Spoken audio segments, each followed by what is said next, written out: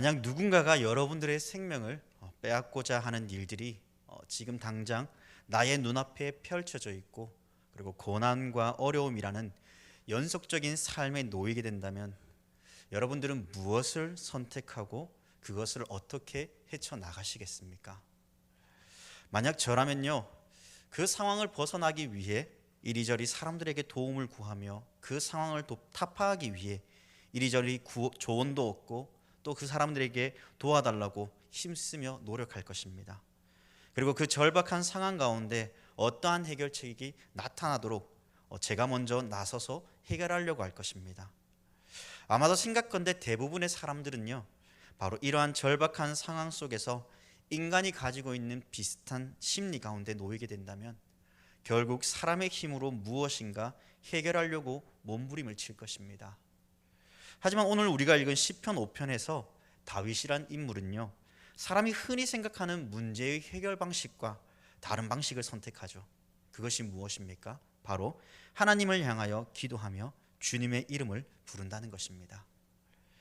이러한 점에서 저는 다윗의 절박한 가운데 부르는 그 부르짖음은 주님을 사랑하지 않고서는, 그리고 도저히 하나님을 신뢰하지 않고서는 부를 수 없는 그러한 상황 가운데 그는 이렇게 고백하고 있죠. 누가 주의 이름을 사랑하는 자인가? 저는 이러한 제목을 가지고요, 오늘 말씀을 전하려고 합니다. 여러분, 누가 주의 이름을 사랑하는 자일까요? 오늘 7절 말씀입니다. 오직 나는 주의 풍성한 사랑을 힘입어 주의 집에 들어가 주를 경외함으로 성전을 향하여 예배하리이다. 주의 이름을 사랑하는 자는요, 주를 경외하며 성전을 향하여 예배하는 자가 주를 사랑하는 자라고 말씀하고 있습니다. 우리는 경외하다라는 이 단어를 참 많이 듣죠. 실제적으로 신구약 성경을 다 포함하여 이 경외라는 절수를 보면요, 171절이라는 단어가 포함되어 있습니다. 이 171절이 이 경외라는 절수로 이루어져 있다는 것이죠. 그리고 경외한다는 것은 하나님을 향하여 두려움이나 공포의 대상에 초점을 맞추는 것이 아닙니다. 다시 말해 경외라는 것은 하나님의 주권과 그 영광을 인정하는 사람이 거룩한 두려움과 경건한 공경심을 가지고서 하나님께 나아가는 것이 바로 경외입니다. 이것을 조금 더 쉽게 표현한다면요, 좋은 마음, 곧 하나님을 향해 존경하는 마음으로 하나님께 조심히 나아간다는 의미가 함축되어져 있습니다. 바로 이러한 자가 하나님을 사랑하는 자인 거죠. 거기에 경외함뿐만이 아니라 성전을 향하여 예배하는 자가 주를 사랑하는 자라고 말합니다. 우리는 흔히 성전을 향하여 예배한다라는 말을 들을 때 어떠한 생각이 먼저 들까요? 아마 우리 머릿속에서는요, 아마 이렇게 잘 갖추어진 이 성전, 특별히 예배당에서 정말 하나님의 이름을 함께 찬양하며 예배하는 그 특별한 장소로 생각할지 모릅니다. 하지만 우리가 놓쳐서는 안 되는 것이 하나 있습니다. 그것은 뭐냐면요, 오늘 본문은요, 눈에 보이는 건물적인 의미가 아니라는 겁니다. 다시 말해서 시편 5편이 쓰여진 당시에는요, 아직 성전이 존재하지 않았습니다. 장막이 존재했습니다. 두 번째로 성전이 가지는 의미를 잘 생각해 보아야 됩니다. 성전이 가지는 의미는 다른 것이 아닙니다. 바로 하나님의 임재하심의 상징이라는 것이죠. 그러면 이것을 종합해 보면 성전을 향해 예배하리라는 시인의 고백은요, 살아계신 하나님께 내가 서 있는 어느 곳이든 하나님을 바라보며 하나님을 향하여 예배하겠다라는 고백입니다. 나아가 이 고백은 하나님을 사랑하는 자라면 당연히 그렇게 해야 되는 참된 고백이기도 하죠. 그러나 지금 다윗이 처한 상황들을 한번 생각해 봅시다. 그는요, 이 시편이 기록되었을 때 처참한 환경 속에서 다윗을 향해 모함하고 다윗을 속이고 죽이려고 하는 그 어려운 환경 속에서 그는 여전히 그는 예배자로서 삶을 포기치 않았다는 것입니다. 그 자리가 어디이든 나는 하나님을 사랑하는 자녀로서 내가 서 있는 그 어느 곳이든 하나님을 향해 예배합니다. 하나님만 바라봅니다. 주님, 나의 이러한 간구하는 소리를 들어주옵소서. 저는 힘들고 지치고 어렵습니다. 나의 탄식과 나의 억울함을 하나님께 호소합니다. 하나님, 나를 모함하는 자와 나를 향해 거짓 증언하며 나를 괴롭게 하는 자들 향해 이 아침에 하나님께 아뢰오니 저들을 향해 하나님의 공의를 나타내 달라고 기도를 드리고 있습니다. 이는 하나님을 향한 절대적인 신뢰와 그분을 향한 신실한 사랑을 가지지 않고서는 할 수 없는 기도일 것입니다. 그렇게 그는 그 예배하는 자리에서 돌아서지 않는다는 것이죠. 그 고백을 지금 올려드리고 있습니다. 앞서서 풍성한 사랑은 말 그대로 하나님께서 베풀어 주신 은혜입니다. 우리는 이것을 헤세드라고 부르죠. 이러한 은혜를 우리에게 베풀어 주시기 때문에 우리는 하나님을 향해 예배할 수밖에 없습니다. 그렇기에 어찌 우리가 하나님을 사랑하지 아니할 수 있겠습니까? 이어서 11절 말씀에서는요, 누가 주의 이름을 사랑하는 자라고 말씀하고 있습니까? 그러나 주께 피하는 모든 사람은 다 기뻐하며 주의 보호로 말미암아 영원히 기뻐 외치고 주의 이름을 사랑하는 자들은 주를 즐거워하리이다. 바로 주를 기뻐하고 즐거워하는 자가 주의 이름을 사랑하는 자입니다. 그러면 누가 주를 기뻐하고 즐거워하는 자입니까? 바로 주님께 피하는 모든 사람입니다. 시편 46편 1절에서 3절 말씀에 보면요, 이런 말씀이 있죠. 하나님은 우리의 피난처이시오 힘이시니 환난 중에 만날 큰 도움이시라. 그러므로 땅이 변화진지 산이 흔들려 바다 가운데 빠지든지 바닷물이 솟아나고 뛰놀든지 그것이 넘침으로 산이 흔들릴지라도 우리는 두려워하지 아니하리로다. 아멘. 다시 말해 피난처 되시는 하나님의 은혜를 깨달은 자, 환난 중에서 큰 도우심을 믿는 자, 그리고 어떠한 상황 가운데서도 하나님을 신뢰하는 자가 바로 주의 이름을 기뻐하며 즐거워할 수 있는 자입니다. 왜입니까? 왜 이러한 자가 주의 이름을 사랑하는 자입니까? 인생은 언제 어디서 어떠한 일이 생길지 모릅니다. 그래서 우리는 한치 앞을 내다볼 수 없다라고 하죠. 그러나 만약 한치 앞을 내다볼 수 있다면 아마 우리는 걱정이나 두려움이 없겠죠. 그러나 우리는 다릅니다. 예상은 할 수 있지만 늘 예상하던 대로 일이 흘러가던가요? 아닙니다. 하지만 그러한 때를 살아가고 어떻게 될지 모르는 그러한 인생길을 걸어간다 해도 하나님을 신뢰하며 나아갈 때 우리는 그 사실 앞에 기뻐할 수밖에 없는 것이죠. 왜입니까? 왜 그렇습니까? 하나님께서 우리를 지켜주시고 보호해 주신다고 11절에서 말씀하고 있기 때문입니다. 어떠한 자에게입니까? 바로 하나님을 신뢰하며 그분의 말씀을 사랑하고 순종하는 자를 향해서 말이죠. 그렇기 때문에 저와 여러분 모두는 주를 즐거워할 수밖에 없는 것입니다. 하지만 실상은 늘 좋은 일만 우리에게 주어지는 것은 아닌 것 같습니다. 그럼에도 불구하고 하나님을 신뢰하며 나가는 자가 주를 기뻐하며 사랑할 수 있는 것입니다. 오늘 저와 여러분들은 주를 신뢰하며 또 기뻐하고 있습니까? 그리고 성전을 향해 곧 내가 서 있는 그 어느 곳이든 하나님의 영광을 위해 살아가고 있으십니까? 만약 그러한 삶을 살아내지 못하였다면 다시 오늘 말씀을 통해 회복하며 주의 이름을 사랑하는, 주의 이름을 부르짖는 우리 모든 대청교회 성도님들이 되시기를 주님의 이름으로 부탁드립니다. 우리는 어떠한 사람이 주의 이름을 사랑하는가에 대해서 우리가 말씀을 나누었다면요, 이제는 우리는 주를 사랑하기 위해 무엇을 지켜 나아가야 되는지에 대해 함께 살펴보고자 합니다. 4절과 5절 그리고 9절과 10절에 우리에게 이렇게 교훈하고 있습니다. 4절과 5절 말씀입니다. 주는 죄악을 기뻐하지 아니하시며 악이 주와 함께 머물지 못한다라고 말씀합니다. 이어 5절은 행악자를 미워하시는데 그 행악자는 오만한 자들이라고 말씀합니다. 그리고 9절은 입에 신실하며 없고 아첨하며 주를 배역하는 자들이라고 말씀하고 있습니다. 먼저 우리가 죄악에 대해 잠시 생각해 보았으면 좋겠습니다. 죄악은 무엇일까요? 우리는 흔히 죄악 참 많은 이야기를 합니다. 그래서 죄악은 국어사전에서 찾아보았습니다. 국어사전에서는 이렇게 정의하고 있습니다. 죄가 될 만한 나쁜 짓. 하지만 국어사전적 의미 말고 우리가 신학적인 의미에서 고찰해 보면요, 죄악은요, 의도적이면서 의식적인 범죄를 가리키는 것이 죄악이라는 것입니다. 이를 뒷받침해 주는 말씀이요, 창세기 6장 5절 말씀이 잘 뒷받침해 주고 있습니다. 인간의 타락한 본성으로 말미암아 인간은 죄를 지을 수밖에 없는 존재이죠. 인간이 계획하는 모든 것들이 선할 수 없습니다. 그 선은 오직 하나님께로부터만 존재하는 것이죠.